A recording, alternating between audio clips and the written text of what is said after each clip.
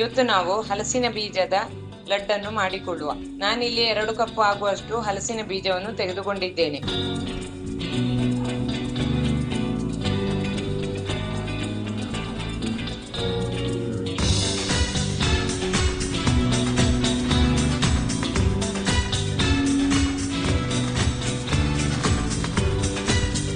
ಇದರ ಸಿಪ್ಪೆಯನ್ನು ತೆಗೆದು 10 ರಿಂದ 15 ನಿಮಿಷದಷ್ಟು ಕಾಲ ಫ್ರೈ ಮಾಡಿಕೊಳ್ಳಿ.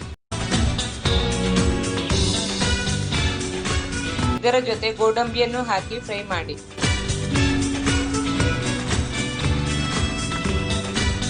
ಇದು ತಣ್ಣಗಾದ ಮೇಲೆ ಮಿಕ್ಸಿ ಜಾರಲ್ಲಿ ತರಿತರಿಯಾಗಿ ಪುಡಿ ಮಾಡಿಕೊಳ್ಳಿ.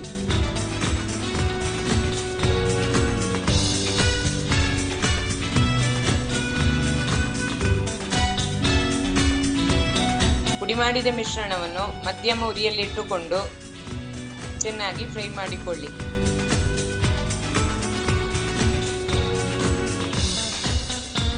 ಅದರ ಜೊತೆ 1 ಬೌಲ್ ತೆಂಗಿನ ತುರಿಯನ್ನು ಹಾಕಿ ಅರ್ಧ ಬೌಲ್ ತುಪ್ಪವನ್ನು ಹಾಕಿ ಲೈಟ್ ಕಂದು ಬಣ್ಣ ಬರುವವರೆಗೆ ಫ್ರೈ ಮಾಡಿಕೊಳ್ಳಿ.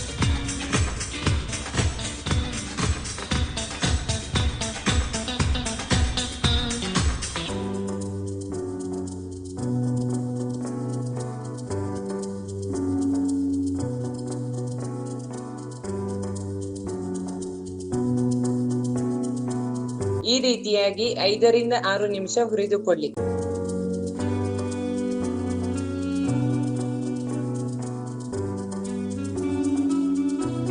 ನಂತರ ಒಂದು ಬಾಣಲೆಯಲ್ಲಿ 4 ತುಂಡು ಬೆಲ್ಲವನ್ನು ಹಾಕಿ ಸ್ವಲ್ಪ ನೀರನ್ನು ಹಾಕಿಕೊಂಡು ಪಾಕ ಮಾಡಿಕೊಳ್ಳಿ.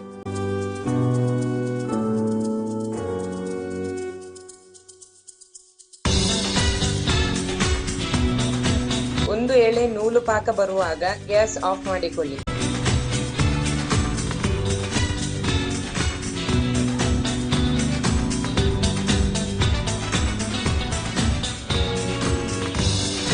ಈ ಹುರಿದಿಟ್ಟಿದ್ದ ಮಿಶ್ರಣಕ್ಕೆ ಬೆಲ್ಲದ ಪಾಕವನ್ನು ಹಾಕಿ ಮಿಕ್ಸ್ ಮಾಡಿಕೊಳ್ಳಿ.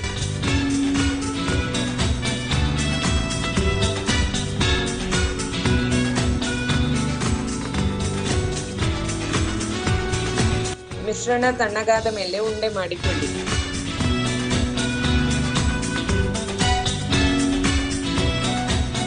ಹಣ್ಣು ಮತ್ತು ಅದರ ಬೀಜವು ಆರೋಗ್ಯಕ್ಕೆ ತುಂಬಾ ಪ್ರಯೋಜನಕಾರಿಯಾಗಿದೆ.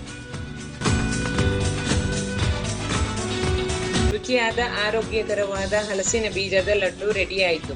ಈ ಹಲಸಿನ ಬೀಜದಲ್ಲಿ ಐರನ್ ಅಂಶ ತುಂಬಾ ಇರುವ ಕಾರಣ ಹಿಮೋಗ್ಲೋಬಿನ್ ಅಂಶವನ್ನು ಹೆಚ್ಚು ಮಾಡುತ್ತದೆ. ಇದರಲ್ಲಿ ನಾರಿನ ಅಂಶವು ಹೆಚ್ಚಿರುವ ಕಾರಣ ಜೀರ್ಣಕ್ರಿಯೆಯನ್ನು ಸುಧಾರಿಸುತ್ತದೆ. ಇದು ಮಕ್ಕಳಿಗೆ ಅಂತೂ ಹೈ ಪ್ರೋಟೀನ್ ಇರುವ ಬೀಜವಾಗಿದೆ.